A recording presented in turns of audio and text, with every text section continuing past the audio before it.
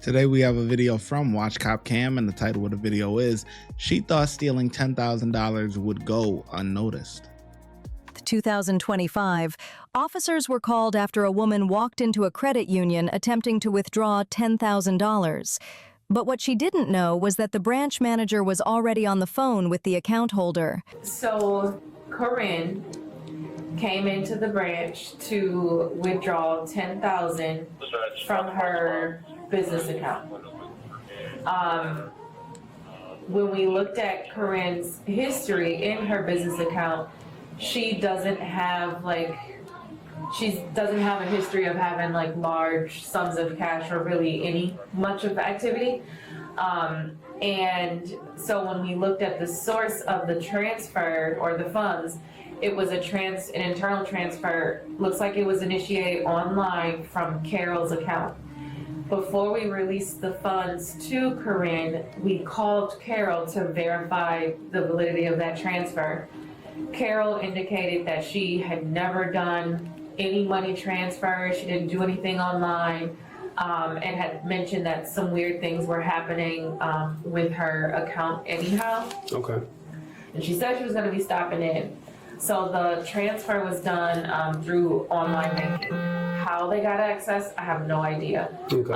But Corinne, the lady that was here to withdraw the money, had said she needed to withdraw $7,000 to meet at a police station to buy a truck. So when we kind of delayed the transaction, she went outside and I looked on the camera. She got into a burgundy, it was a burgundy Chevy, maybe Malibu, and then that car drove off. When you pulled up after I had called the police, because she kept running in and out, she got into that pickup truck and then they drove off. She thought that this was obviously suspicious? Right. Okay. Now, how long has Corinne's business account been open for? Since September. September. Okay. Now, this money that was transferred from Carol's account to Corinne's account, that deposit occurred online how many days ago? Today. And that was of $10,000? $10,000.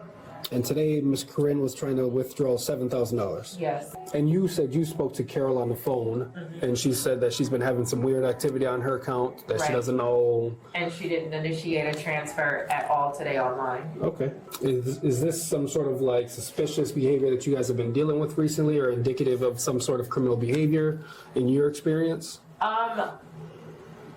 Not necessarily with her, but we are like a little more prone to fraudulent situations or suspicious activity. How did she? Yep.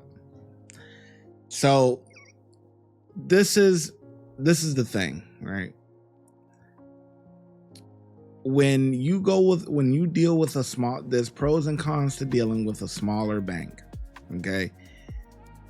Now, the smaller banks, if you're gonna go with the smaller banks, yeah, it's easier to get loans and stuff like that. Your credit unions and your local, no-name banks, right?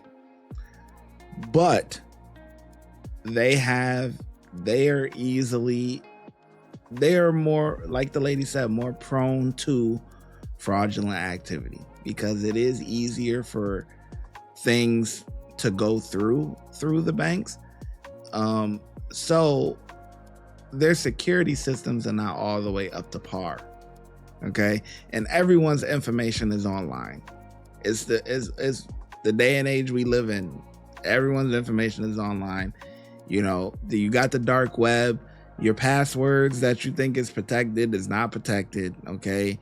Your banking information, it's all online. It's all online. Okay. It's just the way it is. Okay. And the banks that that are a little bit bigger have better protection. Now they still get hit too, you know what I mean? But like your Chase, Bank of America, stuff like that, the Wells Fargo's, they get hit as well. But it is much easier for scammers to access your small regional banks, your little no-name banks, you know, because their security systems are not up to par. Request to withdraw money. Was it with a slip or an ID or? She had her ID. Okay. But when she first walked up, her first question was, how much can I withdraw? Okay. What's the limit? So I already was side-eyeing her. Mm-hmm. And she asked, or I think I told her, or no, I asked her, like, what do you mean by the limit? And she asked me again. She's like, how much can I withdraw from my account? I'm like, okay, 9,000 is our limit, but I have to run it by a manager. After that, she said, yeah, because I'm trying to buy a truck and someone's waiting on me at the police station.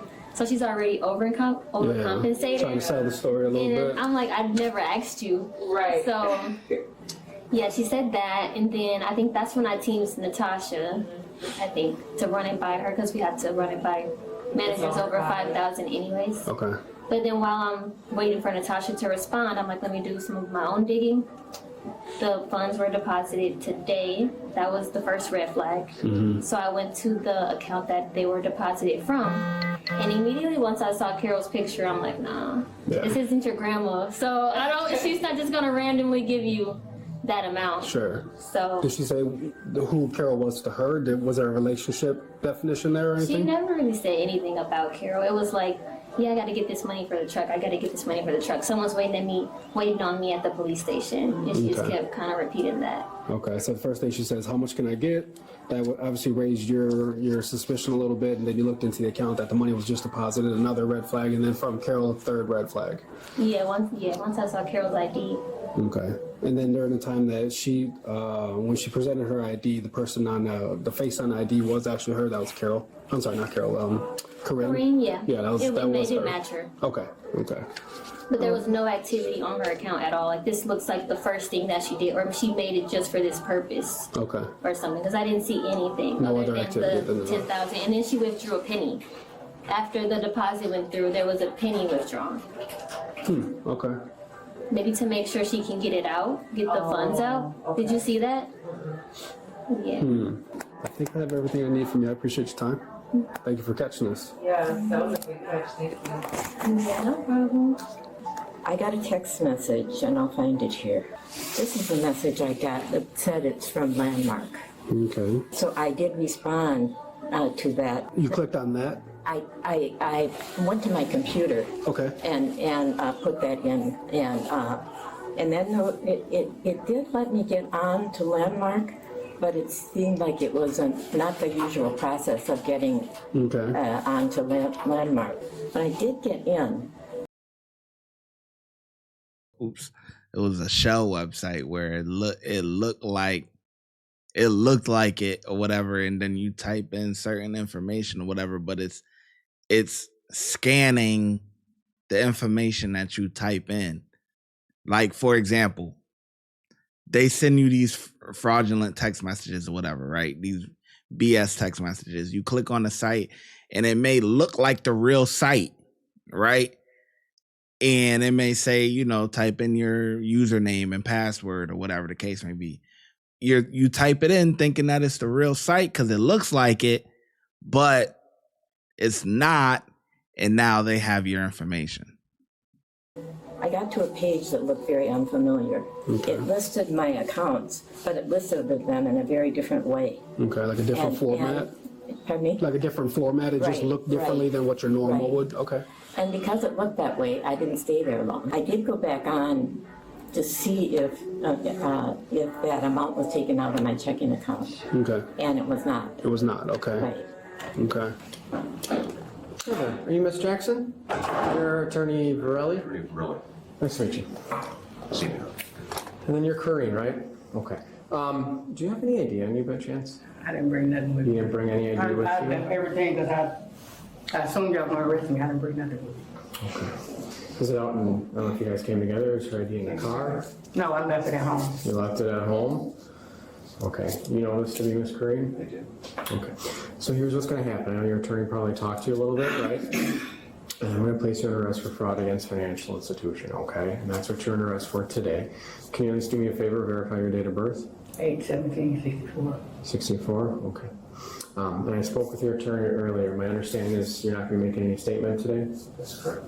Okay, then I'm not going to infringe on that. If that's your wishes, that's what I'm going to leave it as. I'm going to have you stand up here in a second. I am going to put handcuffs while I just escort you through the hallway area. Handcuffs just to walk back here. I went through the building, I do until we I get to know the right now, secure I part. can't see you though. I know, but that's what we do for everyone. That's our policy, okay?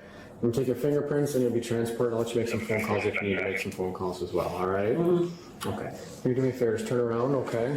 Her face was on the teller's photo ID. The cameras caught her walking into the credit union, and the truck is registered to her name. She didn't have a lot of room to play dumb. Drop your opinions in the comments and... Typical scammer. Yep. You know, she like I said, people's information is out there. Data breaches happen, leaks get leaked, whatever. There's websites with everyone's accounts on there and all of that type of stuff. Okay, so somebody could make a site and they have a rough estimate of what is in your banking account, you know, or they might have the exact amount or whatever, but they need the other little piece. They might need the other little piece of, like, you know, your username, password, or whatever. Or that stuff, if you one of those people that use the same password for everything, see, it's easy to crack into it. Yeah, with the emergence of the internet and the dark web, man, everyone's stuff is out there. So, you know, you just gotta be careful with what you're doing and who you banking with. And, you know, there's pros and cons to going to smaller banks. That's all I'll say. That's it. I'm glad you made it to the end of the video. If you want to support the channel, make sure you like, comment, subscribe, and hype the video. Those are all free things to do. If you're looking for some paid options, you can send a super thanks, a super sticker, or look in the description section where you will see links to our memberships, YouTube membership, and our Patreon. And I'm gonna catch you in the next video. Thanks for your support.